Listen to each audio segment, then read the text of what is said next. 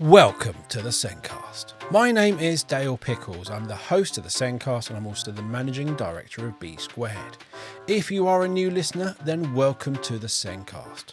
The aim of this podcast is simple. We want to reach lots and lots of people to help everyone learn more about special educational needs and disability. In this episode, we had a conversation about the neurodivergent teachers in our schools. My guest this week was Chris Benson, an education leader, writer and consultant specialising in ADHD, neurodiversity and inclusive systems. The Zencast is created by us here at B Squared. Everyone knows B Squared for our assessment software, but this is not our only software package. Eversense is our evidence and parental communication system. It feels like social media, so it's extremely easy to understand and use. It's extremely secure. It's a safe place to share evidence of learning with parents or external professionals. It's a great way to capture people's voice, use as your homeschool diary, or share progress with parents. Visit the B Squared website or click on the meeting link in the show notes to book a meeting with me to take you through Eversense. Now, let's get on with that podcast.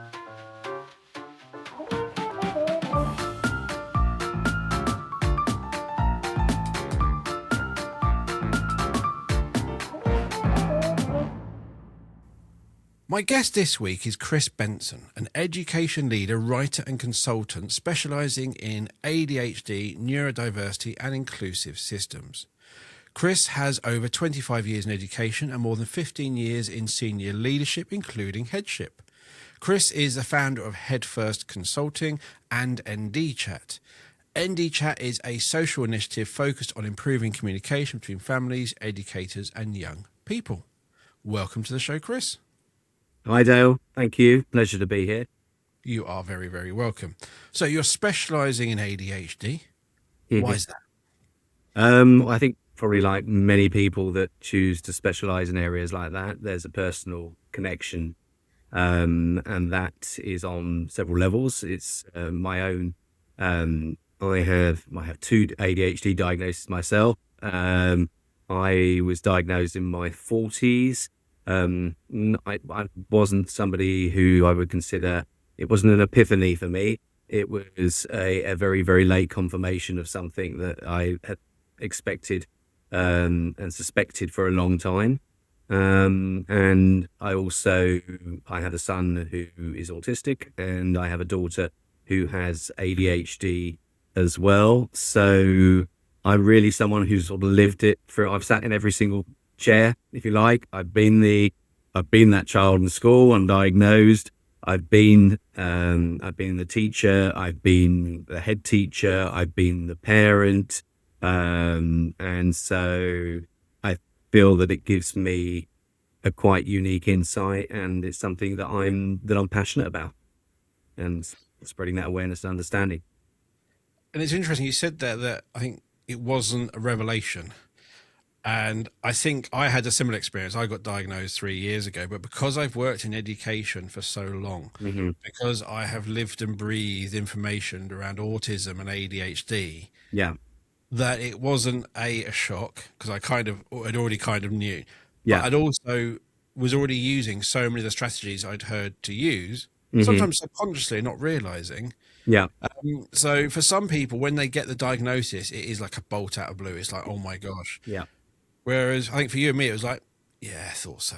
I think it was just a very late confirmation. But I mean, for me, in the very first school I ever worked in, I started teaching in the late 90s in North London, and we had a unit attached with the school, which was for children who are autistic, who would integrate into mainstream. So I was working with those children and with the team there from the beginning of my career, and also as a teacher, as a head. I worked a lot, obviously, with Senkos. I worked an awful lot with educational psychologists. I've filled out more than my fair share of Connors forms, going through and giving my own teacher assessment for a ADHD assessment for a child, and I would sit there and go through the time with colleagues and just, this this is me as a child, this is me as a child, this is me. I think I lived in France for a long time, where there's a very, very medicalized model. And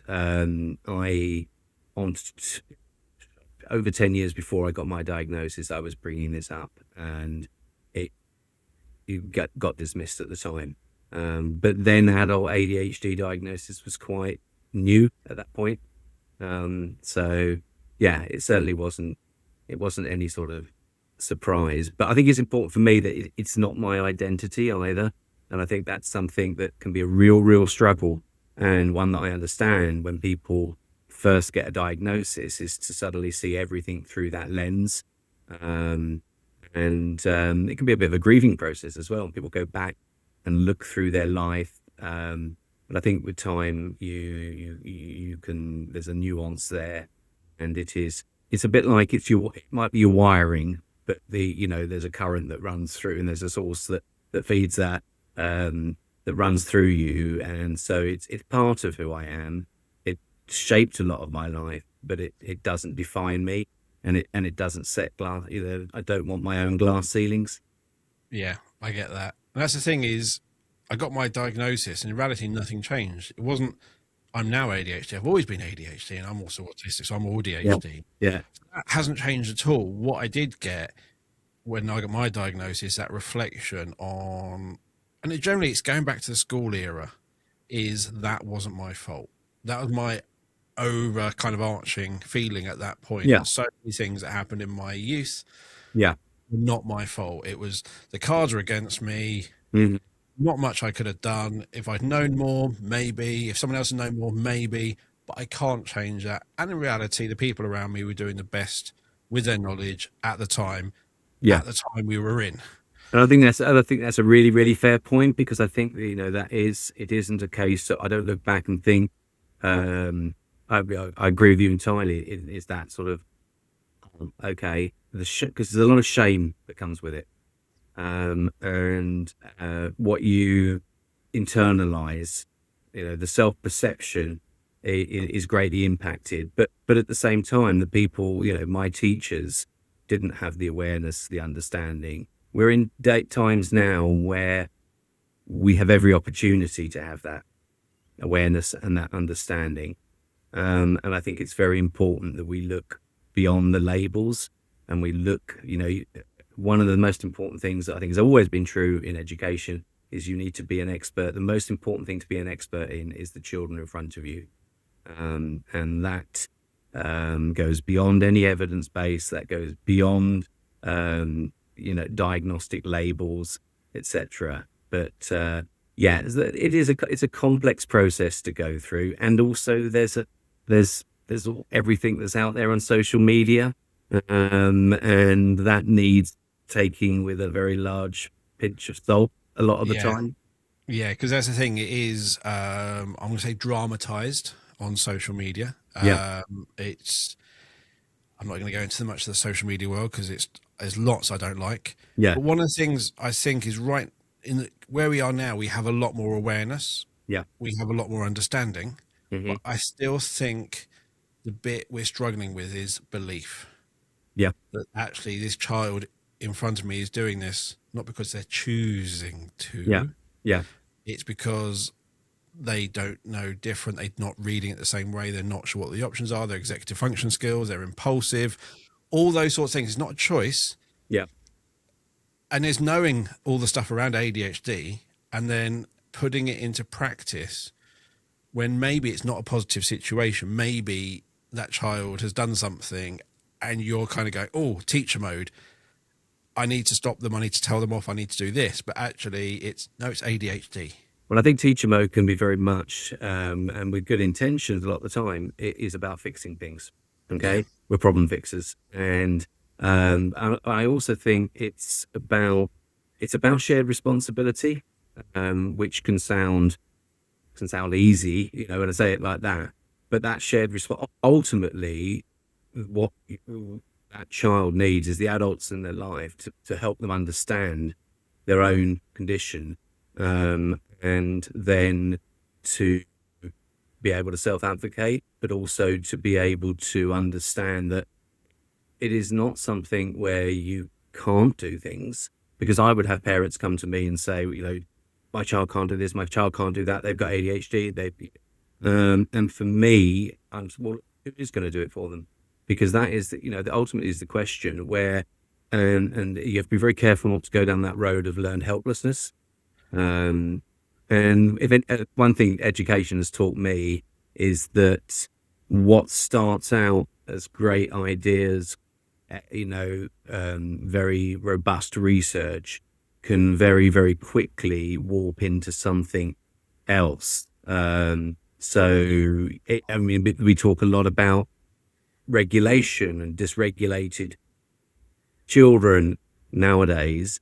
But the flip side of that, and there's a lot of positives with that, but if everything is seen as regulation, and a child, you can be perfectly regulated, or you can be perfectly regulated and angry. You can be perfectly regulated and sad. We mustn't, I think it's important that we don't confuse normal human behavior and justifiable responses and actions with something like dysregulation, where an element of control has been lost. That bit there where you said, my child can't. Yeah. That's the thing. I've got an autistic daughter, and I've got a daughter with ADHD, and if we went for the test, autism as well. Yeah. She's quite happy just having one label at the moment. Yeah. And what I've said to them, and it's the same for me, my diagnosis is my diagnosis. It's for me. Mm-hmm. The same way their diagnosis is for them. Yeah. I said, you do not have to share it with a single person, but what it's telling you is what you struggle with, and you have to survive in a neurotypical world. Yeah. So all the stuff you're kind of struggling with, work out how to be better if you want to thrive. Yeah. And that's ultimately, you should be able, lovely rose tinted vision of the future. Yeah. Accept everyone as they are. That's reality not going to happen for a long while. Yeah. And for my daughters is they're learning strategies. They're learning things to help them contribute, be part of, be a member of that society with certain expectations. And I think it's so when I hear I can't do that because I think really the reframe is you can do it, but you might find it more difficult to do it in a certain way. And so that's about workarounds. That's about finding ways that work for you. I think we do have a very narrow way of measuring achievement and success within education. And that is not just confined to, the pupils, the students. It also goes into the teaching profession itself. And I'm a firm believer that we will never have true inclusion in schools whilst those in the teaching profession who are neurodivergent themselves remain hidden, because I think culturally that is sent. There is a message there. There is something there that says, for me, that says there is something wrong with being neurodivergent, and we must fix it. And I also think one of the things when it comes to neurodivergence is it all gets swept under that umbrella of SEND. And SEND, I think in many ways it's like that drawer we've all got somewhere in our house where everything just goes. It's a miscellaneous, because there are many, when you look at children that's twice exceptional, we don't seem to have any strategy at all for those children who are neurodivergent, but there's no learning impairment alongside it. There's a learning difference. We need to get away from deficit and on to looking at a difference, and then that's where you build in flexibility, and if you give people one narrow or a very narrow way of demonstrating their ability, what they've learned. In the same way, if you do it with adults, then you have a very skewed system, and you have a system that certainly in the teaching profession that will burn out people quicker. And the last article that I did for the test magazine came off the back of Teacher Tap doing a survey with 9,500 teachers, and the data that came back was fascinating. First of all, it was self identifying, and 25% of teachers self-identified as being neurodivergent, and so that's not robust data, but at the same time, it is about the only data we have, because there is nothing out there. And when I say nothing, I mean, yes, there's some stuff around dyslexia. Yes, there's a little bit around autism. ADHD, there is nothing. The DFE do not have data on neurodivergence within their own staff. And I had, off the back of my articles, and when I first disclosed publicly as a serving head about my own ADHD, I've had hundreds and hundreds and hundreds of private messages, and the response is I was very taken aback by that, and I think it's a conversation we need to have. But I think one of the things we've been looking at as a company is kind of, in schools, you have various data on pupils, and one of them is like your primary need, and you might put like ASD in there or ASC, whatever the government's definition is. And to me, that is like saying, so autism is special needs. Yeah. What about those with autism who are not on the SEND register? That information is never collected or stored. And I talk about people, schools, Senko's going, I've got a child with diagnosis, but they don't need anything. What do I do? And they're like, oh, write it down in a Word document. Understand them as best you can, and it's not something to be. It's not the responsibility of the Senko either. But there isn't a standard way, sole responsibility across schools for that to go. Actually, 25% of our children of mixed abilities are neurodivergent. Yeah, because they only get recorded as neurodivergent only in data if they're on the SEND register. Well, an ADHD is it's even worse actually with ADHD, because ADHD on the school management systems, it is not. Autism has its own separate checkbox, whereas ADHD comes under SEMH, and that means that you cannot do the sort of longitudinal studies that have been done in this country on autism. And it also means that if you look at Scandinavian countries are probably the very best with this. If you look at Sweden, I've written about what Sweden have done in terms of those longitudinal studies. Finland is another example as well. And we just do not have that data. And so it's a really good point about, well, what do I do? They've got a diagnosis. Well, that's awareness. That's understanding. That is, and it's about, I think teachers do not need to be experts in neurodevelopmental conditions. They don't. They need to have an understanding. They need to have an awareness. And then that becomes part of their understanding of the child that's in front of them. And I think having that idea that it's not 1 in 20 children, but actually, as you said, 25% of the people who responded, I'd self-identified. So let's say a school is now 25% neurodivergent. Yeah, I mean, it's a difficult one to quantify. I mean, and you do hear figures of 15, 20% getting bandied about.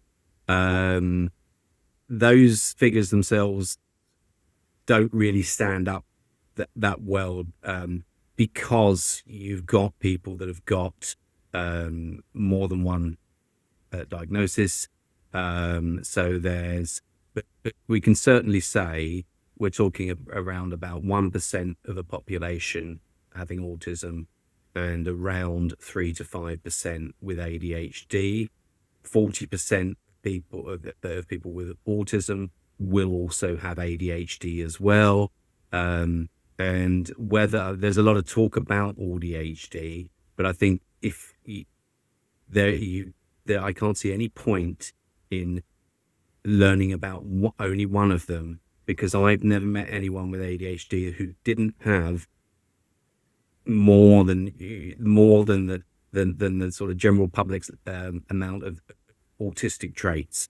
And what we must remember is that we're talking about, certainly with ADHD, we're talking about a threshold. We're talking about, because you can go through diagnostic criteria for ADHD, and it applies to everyone. Everyone, when it comes to motivation, all of us find it easier to do something we're interested in than we're not interested in. I think one of the things where that becomes an impairment, and that's where you start meet and cross a threshold, is when things that are really important and you've got to do, you still can't activate, you still struggle to do that.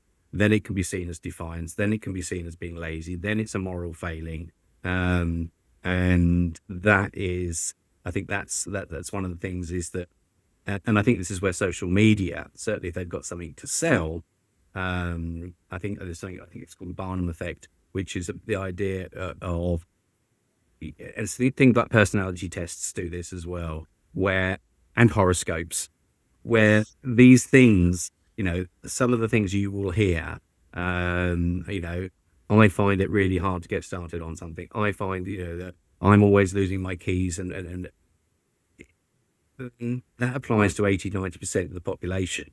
What it is about is what's inside your head, and the impact is the impact that it has on somebody. And it's two people with ADHD can be impacted very differently, and it can present very differently.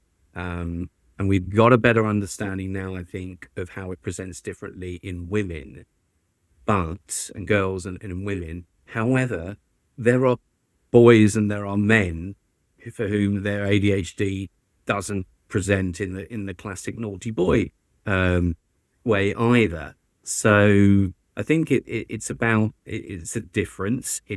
There are challenges that come with it, and I mean, I think that if you talk about reasonable adjustments, best reasonable adjustment is having somebody who's got an understanding and awareness, who's not going to place they're not going to put a glass ceiling there that says, well, okay, I'm going to lower my expectations.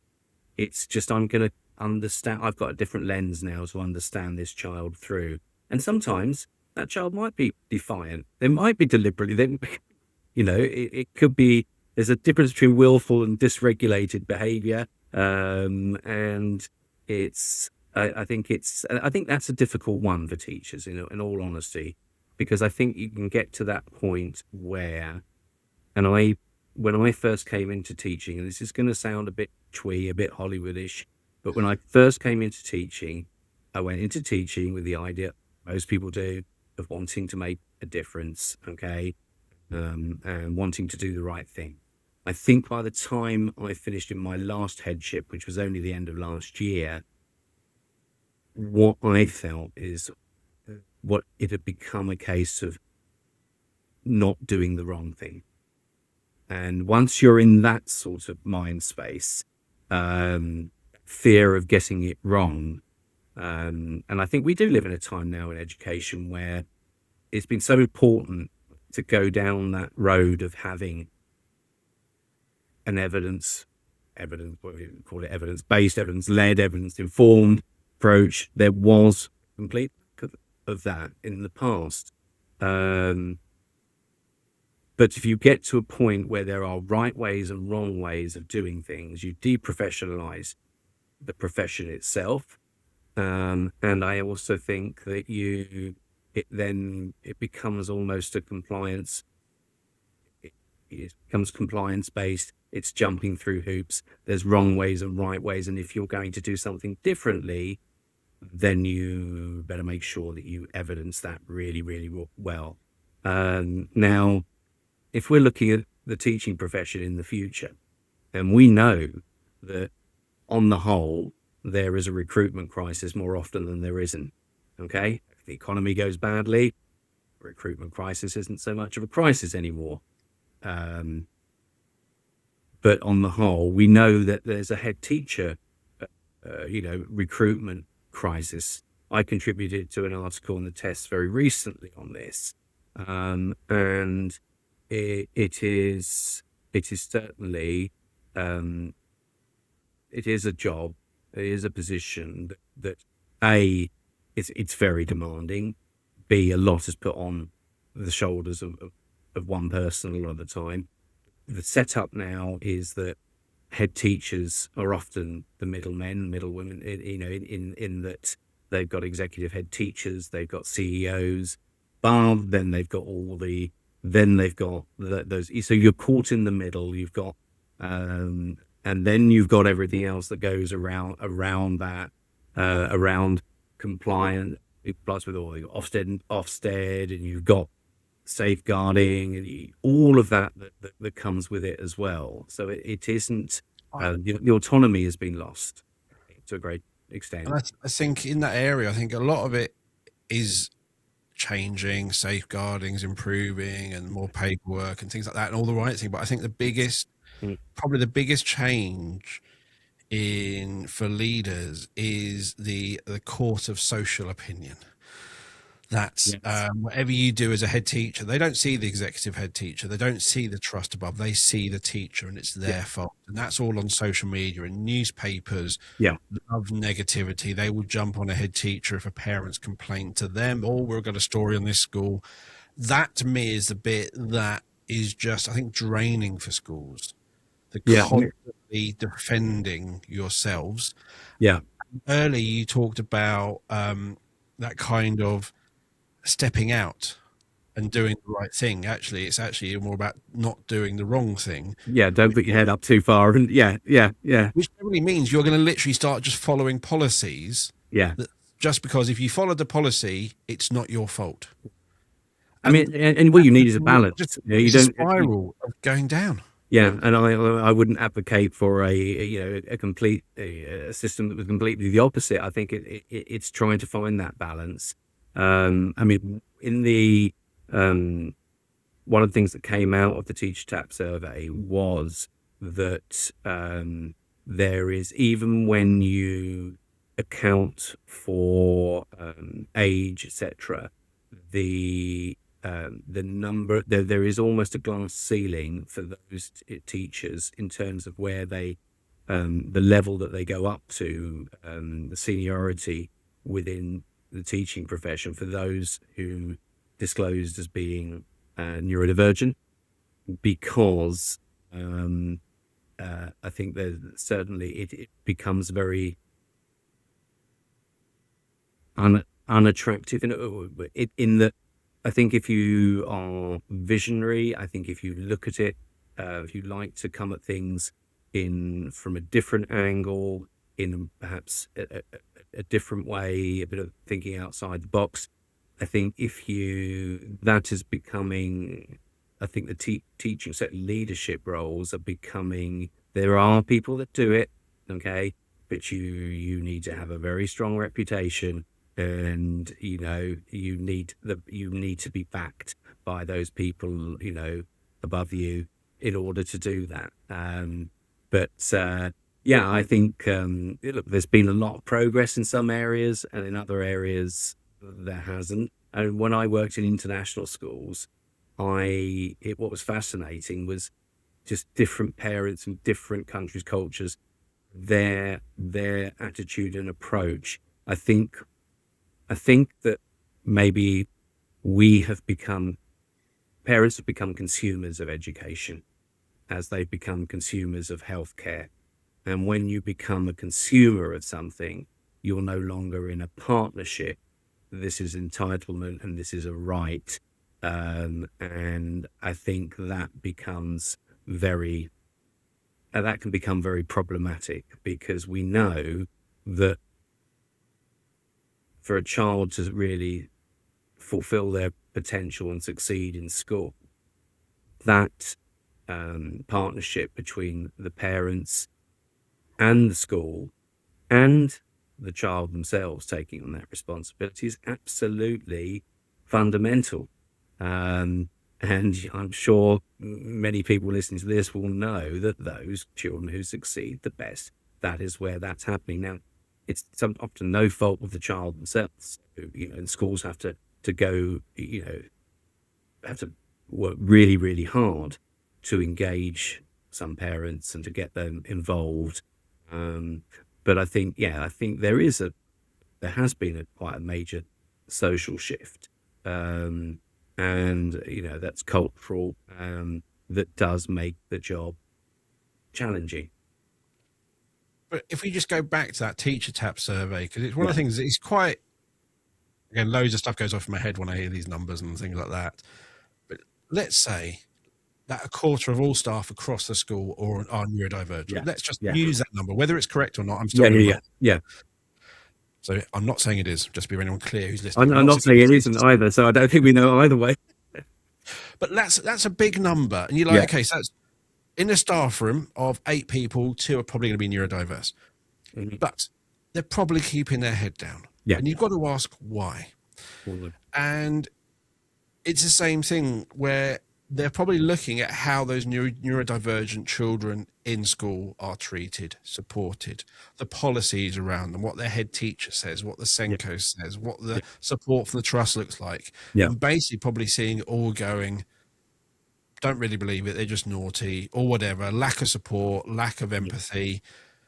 And that teacher's looking at that going, yeah, I'm not going to tell everyone I'm neurodiverse. Why would I when I'm seeing this environment around me not being supportive, not almost going as far as possible to not make a reasonable adjustment? The teachers can already see that reasonable adjustment is never going to happen for them. They're looking at this going, if I make anything, I'm going to get pushed out because they don't want to make. And that's really disappointing because the teachers should be confident enough to say, I am neurodivergent, because they are that would be such amazing role models for the children. Yeah, I mean, I think I think it very much depends on the schools. What I see, through what I've seen through my career, but also what I see now in the schools that I work with, where I go and work with the staff, delivering training, is I see I see some real pockets of excellence. I see schools that are fantastic. I see individuals who are fantastic. And I think that it's the lack of consistency. It is the consistency, and that could be a consistency within a school, or it could be consistency across schools as well. I think one of the things that also happens is those children who tend to get diagnosed at the youngest ages are those who that we roughly put them into 2 groups. Behavioral problems, there's a problem here, this is having an impact, it's impacting others, we need to get something sorted here. So that's either those children with the most blatant behavioral issues, and then it's those children whose parents are able to navigate the system. And then it's a very complex system, and who all have the resources to go privately or whatever else, so that they can, as this can often be that child where, there's an anomaly between, we'd expect this child to be doing better than they are, they've got potential, something's missing here. So you tend to get those two groups are the first ones to be identified. And I think, so what can be problematic? I've had parents coming in to me and say, it's not his fault, it's got ADHD. Well, wait a minute, that's not a blanket response to anything. And I think it's actually very unhelpful for other people who have got ADHD.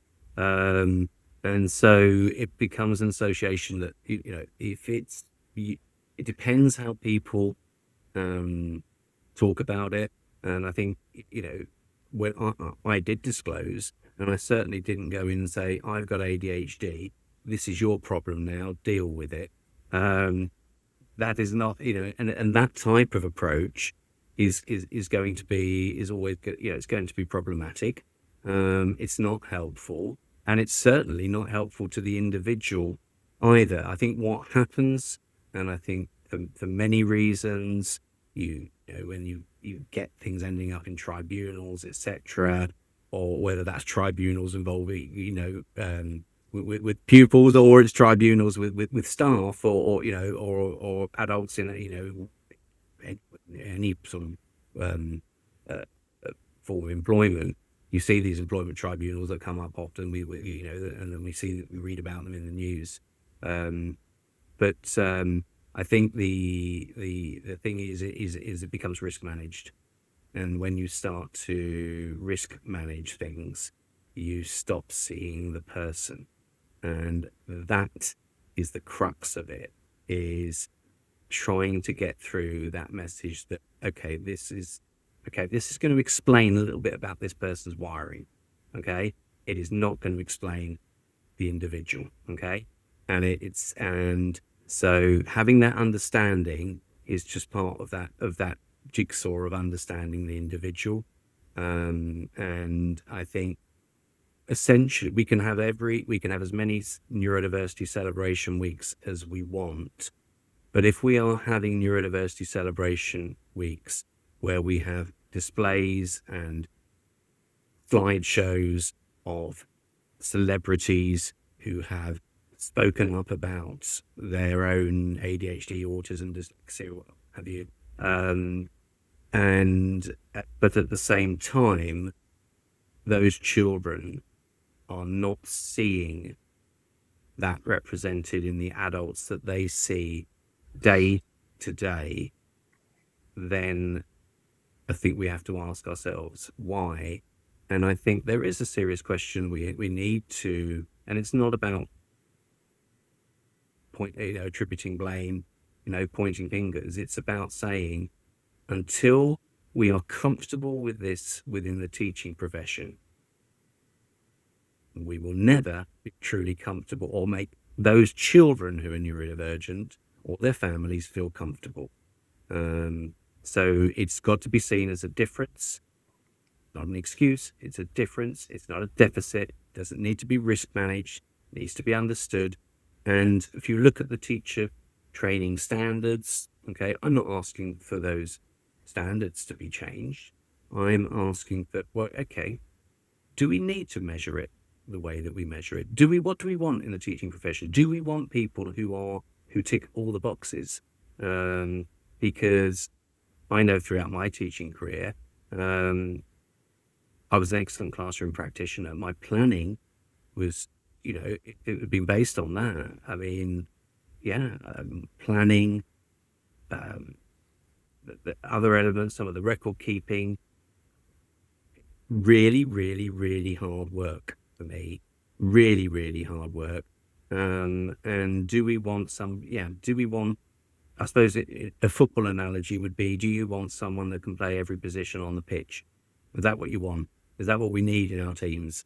We've got 11 players that can play in every single position, because it doesn't happen. Take neurodivergence out of the equation. It doesn't happen. The best teams are those that are made up of all different types of talents, where people can be open and honest about their strengths and their weaknesses, those areas that they're in need of development.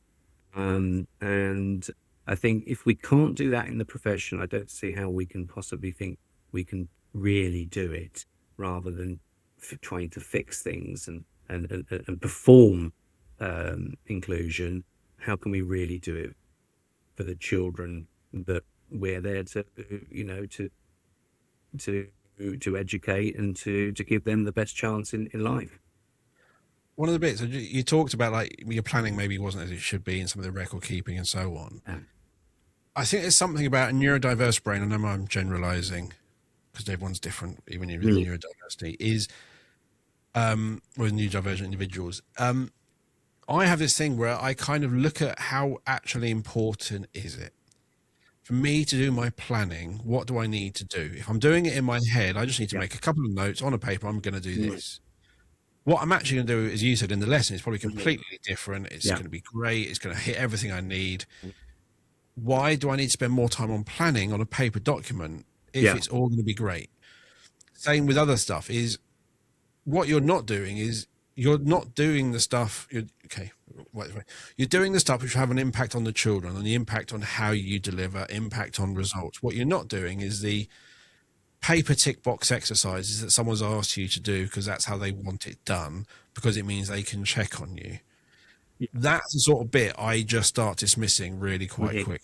Yeah. I just going, actually, there's probably a better way. You could just come along and see what I'm doing. You can look at the impact of what I'm doing. You can look at the results. You can still have accountability, and that is the important thing. Is not talking about trying to have different expectations for different people. It's just things being presented, perhaps, or evidence in different ways. And what's really interesting, because I did an article that looked at other professions, other regulated professions, and so that was looking at data from the British, or the work of the British Medical Association, looking at policing, looking at the Law Society. If you're looking in, the medical profession, if you're looking at in policing, you're looking within law, they are far ahead of, it's not perfect, but they're far ahead of education, because they have looked at different ways of being able to evidence things, so that it doesn't necessarily have to be a performance management meeting where you are there and justifying yourself in that way. There are different ways in which that can be done. In terms of what's, things that are administratively heavy, well, that can be presented in different ways. I mean, if I want to know how well somebody understands the pupils in front of them, I do not need that necessarily to be done through very in-depth data. Now, don't get me wrong, I know schools have addressed this in all sorts of different ways, but it's the inconsistency about it.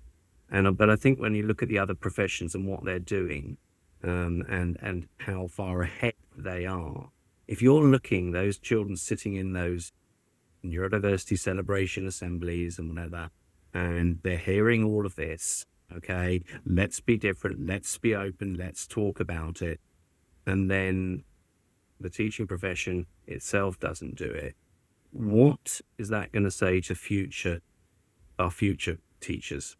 Okay, if we've got teachers who have left, there'll be teachers that will listen to this, who have left the profession, a job that they loved and treasured, a job that meant so much to them, and which probably gave them a great sense of self and achievement, but took the decision that they were paying too great a price personally within that.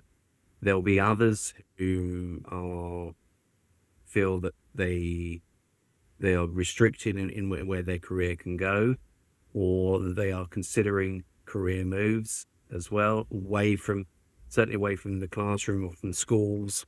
And there will be those that will think, well, actually, my experience of school tells me that this is not a welcoming place for people like me. And the amount of talent that will be lost through that I think is frightening. It's not just about, saying, okay, I've got ADHD, I understand every child with ADHD. That is a dangerous way to go as well, okay? Because one of the things that will happen, it's called the frequency illusion, is that people will get a diagnosis and then they'll be diagnosing everyone else. They'll be seeing it everywhere, like somebody who, somebody quit smoking, everyone's suddenly a smoker. If you buy a red car, everyone's got a red car. And so, I think what's really important is that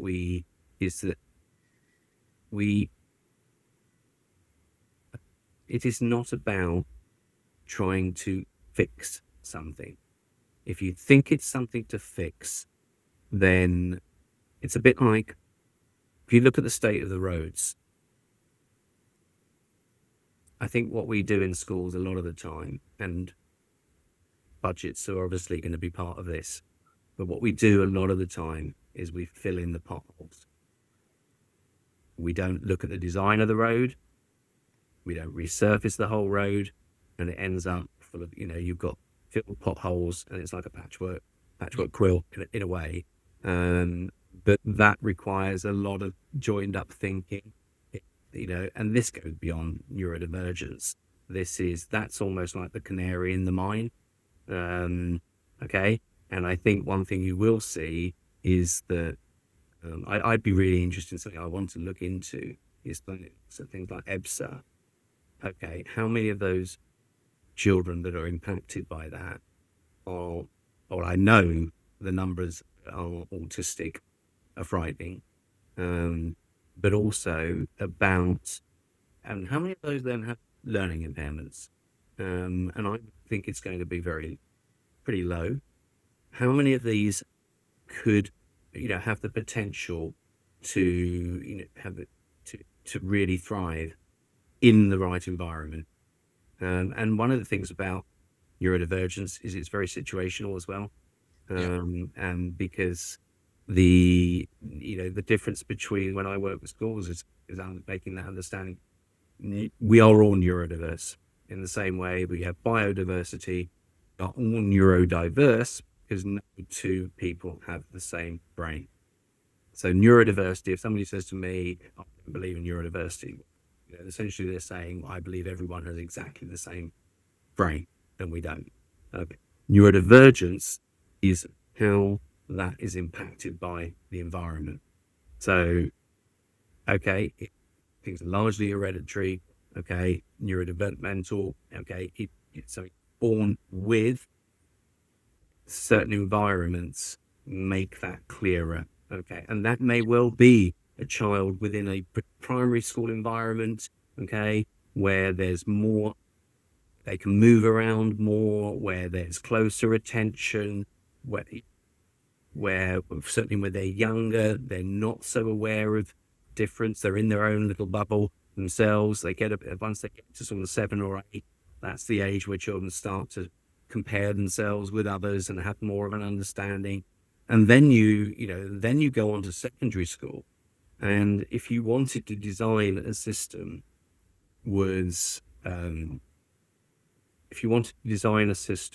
that would be as challenging as possible for somebody with ADHD or autism, you'd be hard pressed to find a better design than the secondary school.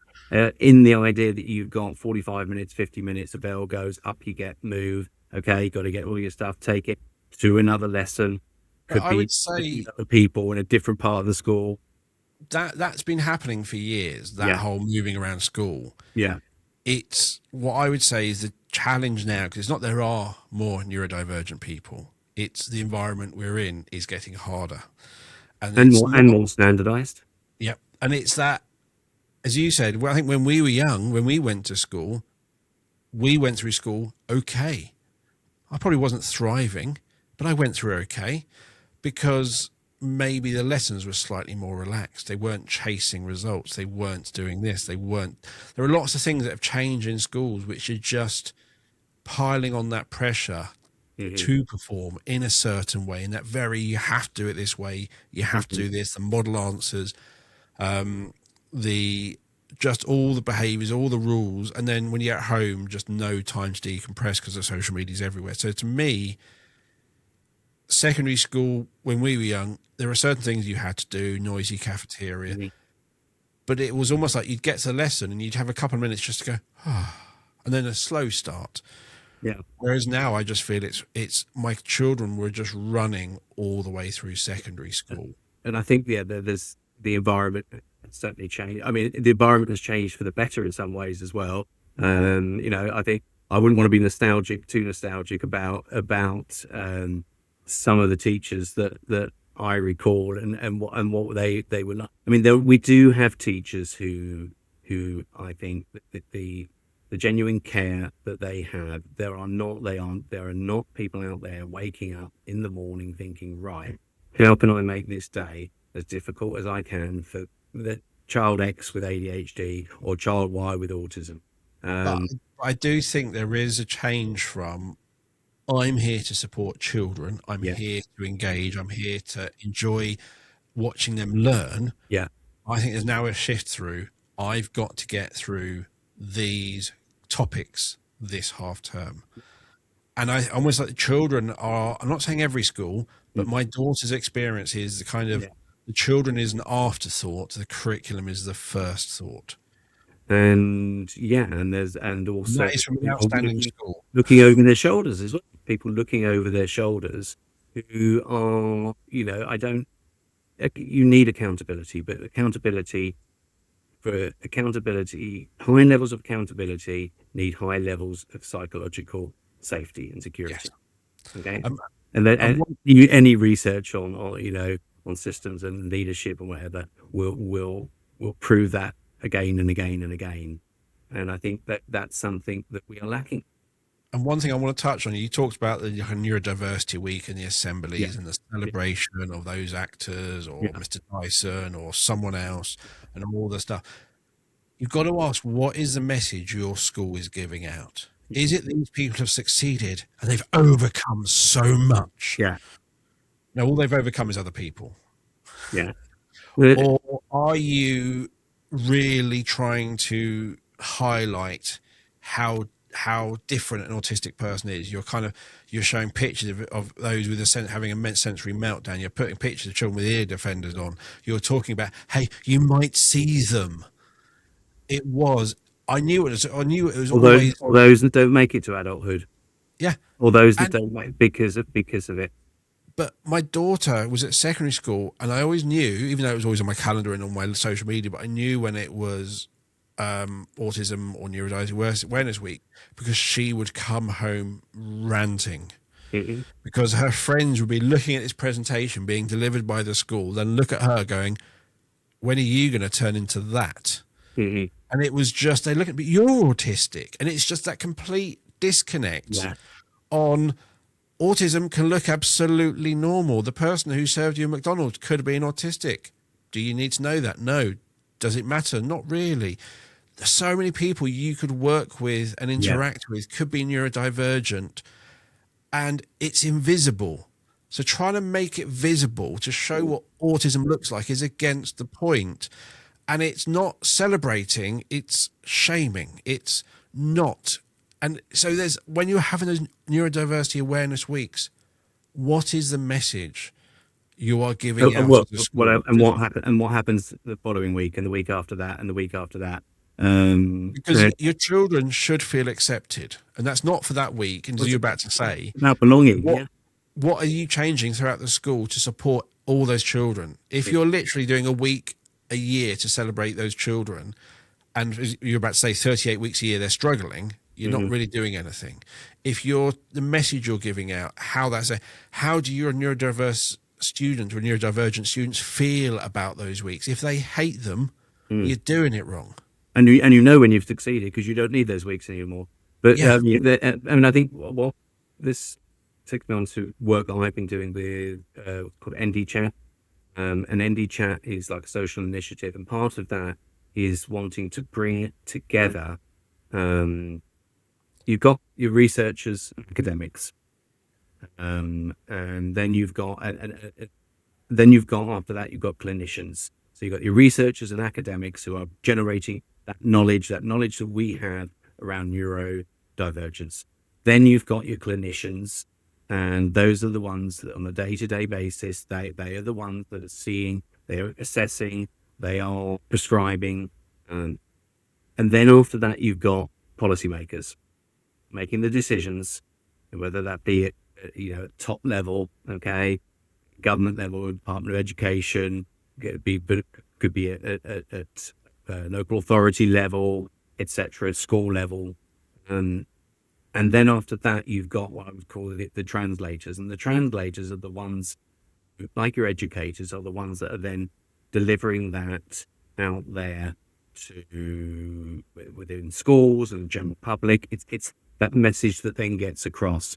What I see is a lot of talking over one another. One example of that, and it caused a lot of a very emotive reaction to it. Was when Uta Frith spoke recently.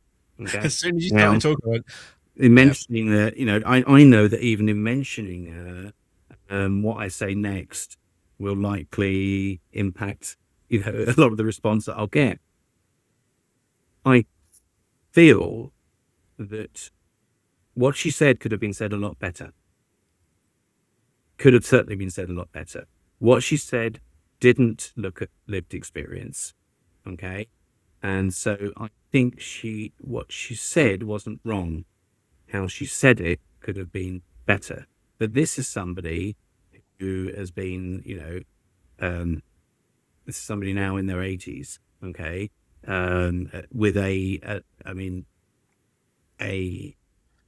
academic background which is incredibly impressive, and has done an awful lot for the autistic community, and hasn't grown up in the world of social media, hasn't grown up in a world in which you're going to be, 10, 15 years ago, those conversations were going on in nerdy conferences, and in scientific journals and what have you. They weren't being played out in public in the 24/7 24-hour media across social media, and so I think you've got those people, you've got the research, and she's not representative of all research, but you've got the researchers and the academics, and they have their responsibility. A researcher and academic will never be speak in certainties. They don't speak in absolutes, okay? Influencers do, they don't. So because they're basing it on the evidence, the best evidence we have at the time, and an understanding that evidence can change over time as well.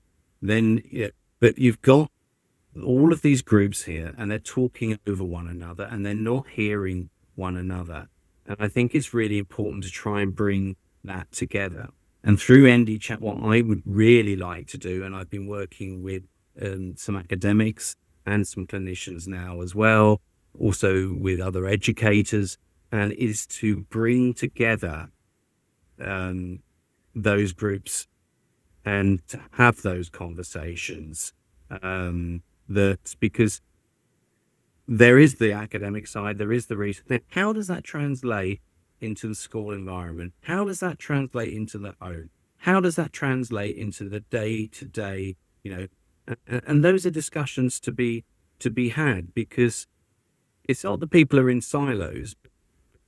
Unless, I know from working in a school, when I would go down and have meetings with, when I worked in a big school, when I was in international schools, you've got a finance team, you've got an HR team, you've got all of these different, and you've got the IT department as well. Talking at loggerheads, you're talking over each other. The frustration. Somebody who's in accounts, to have to sit and listen to this teacher talking about, yes, but it's what the pupils need. It's the right, and sort of some impassioned plea. But then you've got the accountant sitting there thinking, well, yes, okay, I understand what you're saying, but we want the school to still be, running. We don't want to be, and I think that's what happens in around this space as well, is that we talk over each other. I don't think parents get heard. I don't think feel heard. I don't think teachers. I think teachers feel that too much is being put on them, and who's caught in the middle of all of that? The children.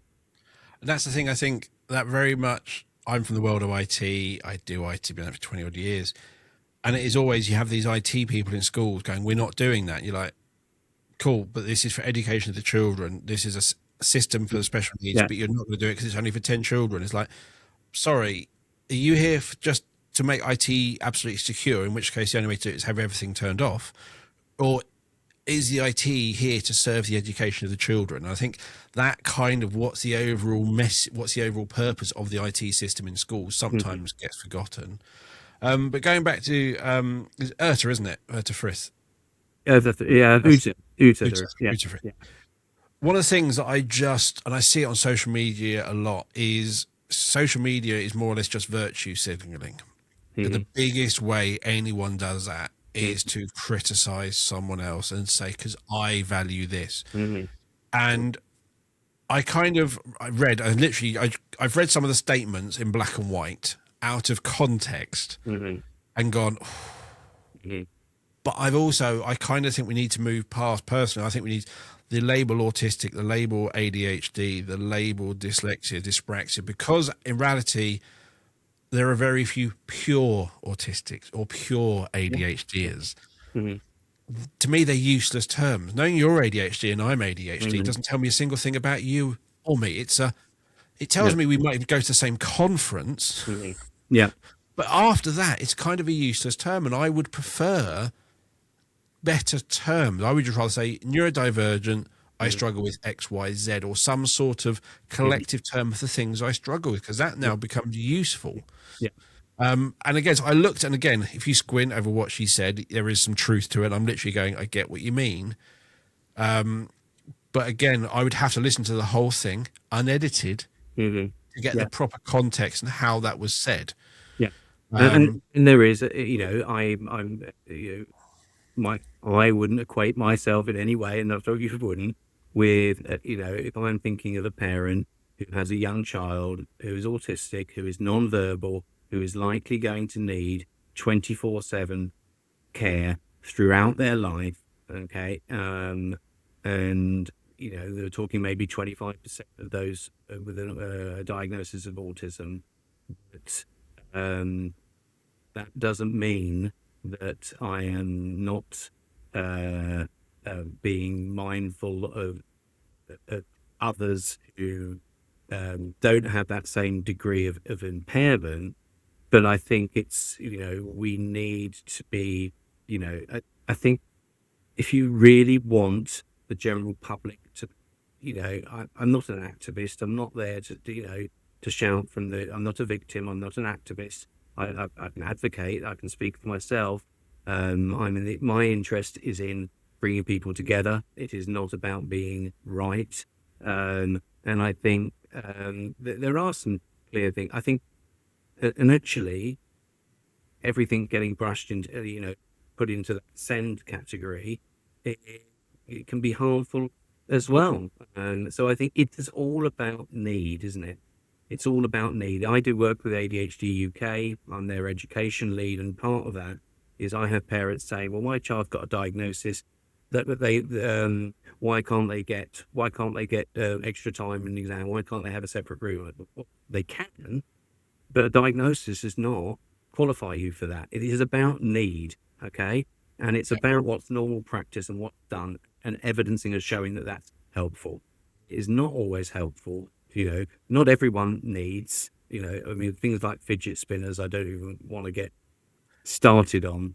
I've got certain opinions on those.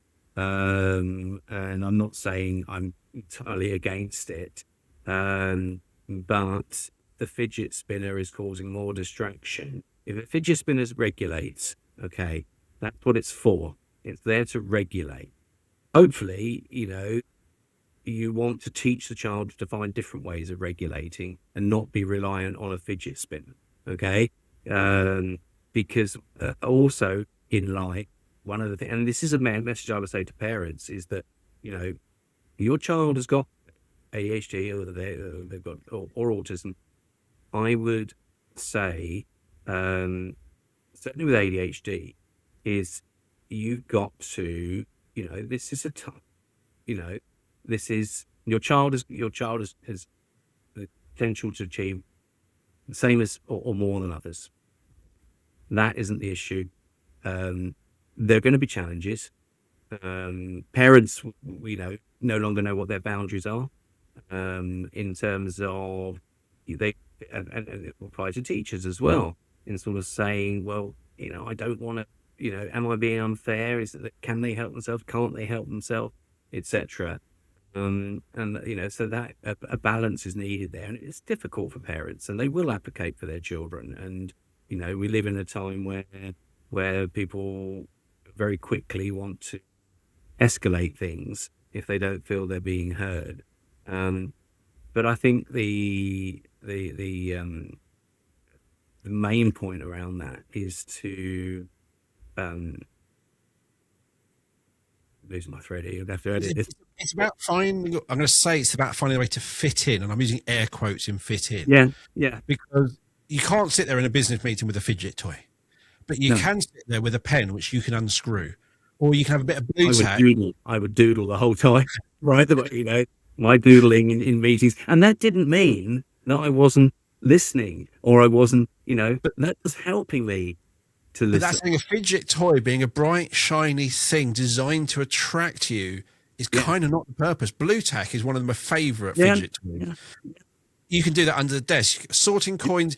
There are so many things I've done which didn't involve a fidget toy, but I was constantly fidgeting. And it's not a fidget toy. If you've got a fidget toy that's going to distract other children as well, then it's not helping. It should be personal. To me, it should be hidden. So especially if it should be maybe under the desk or you're doodling. Yeah. But it shouldn't be distracting to others. But you've kind of got to find a way. How can I regulate without impacting others? Mm-hmm. Yeah. And that's one of the things. I think that impacting others is a big bit. Is the person next to me also needs to learn. The person behind me needs to learn. Mm-hmm. The person in front of me. We all need to learn. That's what we're here for. But I need something different. Cool. How, as well as everyone adapting for you, how can you slightly adapt for them? That's in reality. And if your classroom is full of children with fidget spinners, you might want to ask yourself, what's going on in this classroom environment? There's a need for all these fidget spinners. I think that is one of them. I mean, the environmental factor is, and the schools have got better at it. I think, but the environment does play a huge part, and it isn't about we must make this environment right for every child with ADHD. Every child, no, it's about an awareness of it, and where you can make changes. Well, let's make them. But it's also about empowering them. So I haven't done it for a while now, which is I've enjoyed. But every so often I go and do a big Microsoft course. It's full on a week, 12 hours a day in a classroom. It's full on. I am so distracted. You go in and choose your seat on the first day. I'm there first so I can get to the back. Not because I'm going to be naughty, but because I'm going to be bored. Because 80% of my brain is occupied by the course, 20% needs filling. I will be on social media. I will be Googling stuff on the computer in front of me linked to what the person's talking about. I'm contextualizing it for me. But if you look at what I was doing without knowing, you'd literally thinking he's going to learn nothing because he's not paying attention. Mm-hmm. I swing on my chair. I know I do all this, so I go to the back so no one behind me is distracted by what I'm doing. Mm-hmm. I generally sit in the corner, so I'm out the way. And so that is me going, I need this. This will help me learn, but I also am aware I'm impacting other people. Mm-hmm. What's that balance? What can I not do? What I can't put headphones in. I can't do this. So that's the thing. It's about helping them understand that not only can school only adapt so far, but society will only adapt so far for everyone. And there is this true. You can't change the world for the child. Okay. It's about adaptation. Adaptation is, and it is part of what we should be teaching as well. That adaptation isn't morph your way into being something you're not. But it's about, and if you're listening to this going, but my child needs blah, well, what's going to happen when they leave school? Mm-hmm. That my child needs their iPad to be regulated. Okay, my child's got ADHD. Well, ADHD, the data on ADHD and addiction is frightening. And so if you're not going to take that iPad away from them because you think they might become dysregulated and it's going to be unpleasant, difficult, it might not be an iPad in 5-10 years time. Okay. And I think that is a really serious message. I think that parents do need to understand, all right, is that because I do believe, so if I talk about ADHD, it is, people think of it as being up here. Okay. I think of it as being more of the sort of whole body and the nervous system, and having a nervous system that is, let's just say the thermostat is stuck on high. Okay. So, and I think that an awareness and an understanding of that, and then it's certainly the first thing, and finding healthy ways to work with that, understand, manage it. Okay, kind to yourself, be helpful to all of that. When I say when I I think was I just want to clarify on that bit. We're not saying iPads are bad, but it's a case of if your no, child home from not at all, not at all. spends 20 minutes on an iPad, it's helped Yeah, them regulate and they can yeah, walk away. Like, that's great. yeah, If they can't put the iPad down, yeah, that's what you're kind of saying, is yeah. that child who can't let go of the iPad. Well, We all know iPads can regulate, yeah? yeah, We all know that for adults, you get your phone out to yeah, doom scroll to kind of regulate. yeah, So that's not that. It's yeah. the when they can't walk away, when they can't live without it. Becomes Not when addiction, they've been dysregulated, but just it and the whole, dysregulates them not I having mean, it. it's That's the issue. there is no evidence at all that um, uh, smartphones, for example, cause ADHD. Zero. However, they are designed in a way that are like kryptonite for people with ADHD, and who are very prone to addiction, and therefore I think that what you'll see is it will worsen their ADHD. Definitely, it will worsen it. Those symptoms will become more prevalent. So it isn't the cause, but it is something you have to be very aware of. Just going on to when I actually disclosed my ADHD to an employer, one thing that came up in a conversation was your team don't think you listen to them, and they think you just going to go ahead and do your own thing anyway. I think it was perhaps the most appropriate comment at the time, given the context. But I mean, and my response to that was, I fully understand why they say that and why they feel that. I fully understand it. I can fully understand that. And this is one of the reasons that I wanted to disclose having ADHD, is because I don't wish to be misconstrued. It is not I don't listen, because I bet you I know more about those people in that room, what they think, what they feel, than probably any other.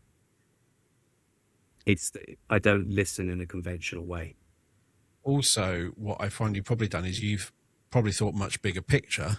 Yeah, I'm going in this direction. I kind of thought all this stuff. And then somebody might say, well, no, you can't because of this. And they're thinking small. yeah, But actually, if you follow that thought through, you realize, oh, that's not a good path to be on. yeah, And that's what I find sometimes is I've thought something through. When I ask someone else, it's like I've got to go all the way back there and walk through it at snail's pace. yeah. I do want to listen because you might throw out something I haven't thought of. Mm-hmm. But generally, actually, what you probably do if I spent 4 hours talking with you, you come to the same decision. But it's that perception of how you listen, Yeah. and actually how well formed out the idea is. And if I'm really concentrating, I know that my face and my body actions are going to do their own thing. My body language are going to do their own thing. And so it took me a long time in life to actually have any sort of understanding on how I land with others. I felt that I could read others, read a room and everything like that. Well, I thought my introspection was good. I was, if anything, I'd be, I have higher standards maybe for myself than I have for others. But I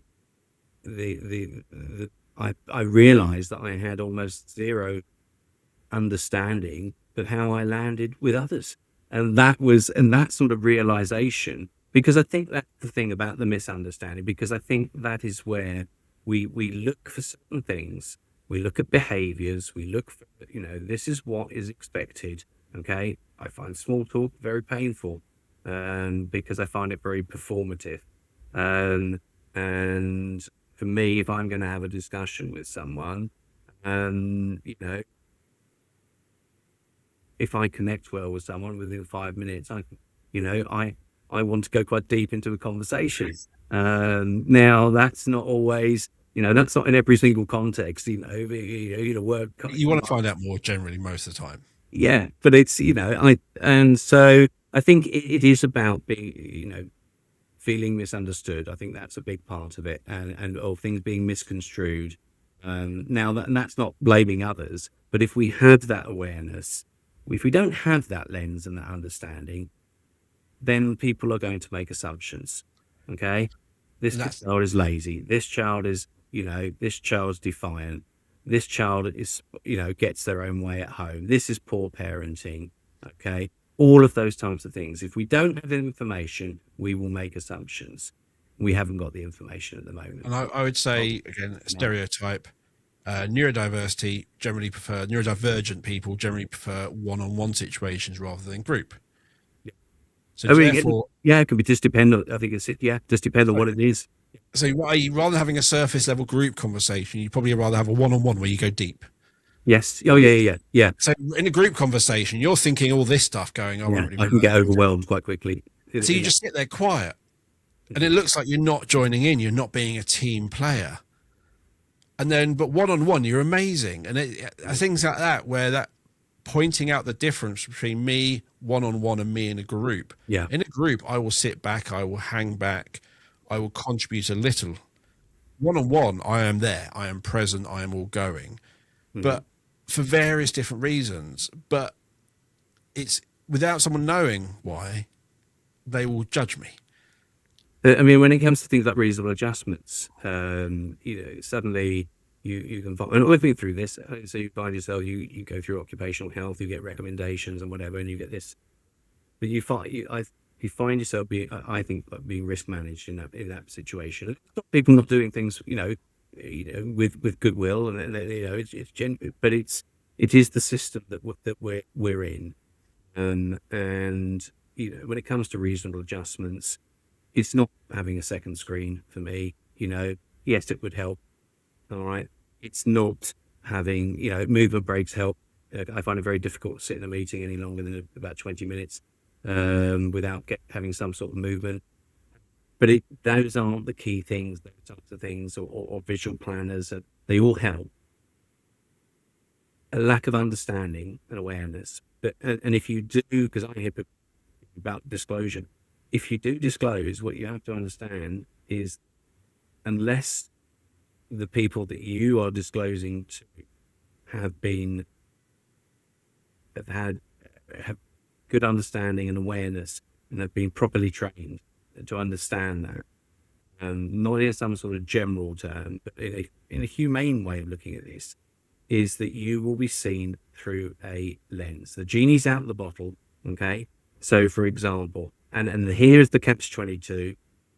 If, for example, somebody with ADHD is disclosed and their paperwork and then their record keeping is excellent, the question that will come up 9 times out of 10 is, well, they can't, do they really have ADHD? They can't do.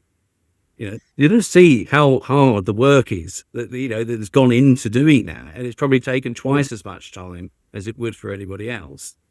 And then the flip side of that is then any mistake, anything that goes wrong after that will then be, okay, yes. And that, so if, for example, the record keeping isn't done, okay, then, that's their ADHD, their reliability. And so you've got both sides of that.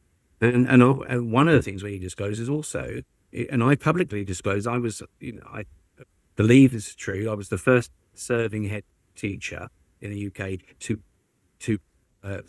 openly and publicly on a national level about this. And so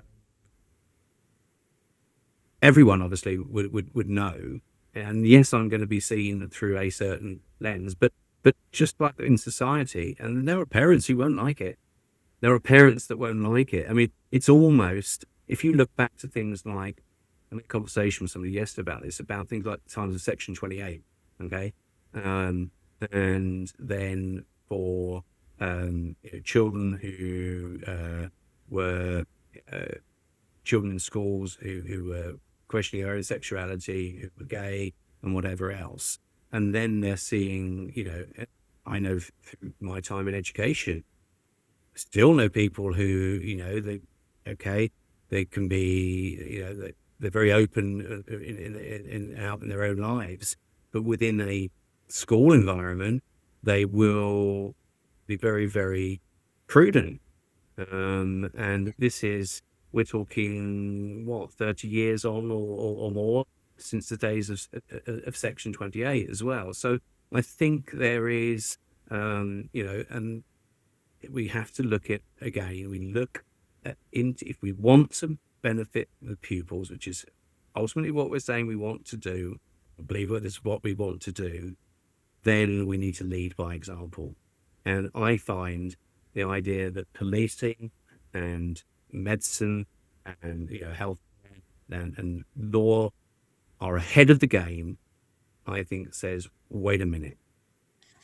We are in education. We should be leading on this. Yes. We really should be leading on this. And if we're not leading on it, okay, we need to ask some serious questions about how realistic it is, because you can have any number of SEND reforms, initiatives, schemes, 200 million here for training across the, all you'll do is what will you do? Raise the floor of it. You will not make significant difference until I think you address that. And that's something I really push with my work. And it's something that I'm doing keynotes and talks around this, and it's a message that I want those leaders in education to hear, and those policymakers, because I think that's where the real change and real progress starts. Definitely. And I'm going to wrap it up there. We were going to aim for 45 minutes. We're 1 hour 20 in. The thing is that I go, I'll find a point to wrap it up, but then I'm really interested in what you're saying. I thought that was the intro. Sorry. I was just getting warmed up now. It's really hard sometimes to wrap an episode up, and you're going, then you want to put a comment in. I'm literally, even then I was going, I want to say something. No, we really have to wrap it up there. Okay. Absolutely loved today. Really, really enjoyed it. Likewise. Yeah. Chris has shared, as they always do, his contact details. So you can find out about Headfirst Consulting and ND Chat. And ND Chat, around the time this is going out, there should be a podcast out for that as well, shouldn't there? It should be coming out, hopefully, certainly for the start of the new school year, so from September.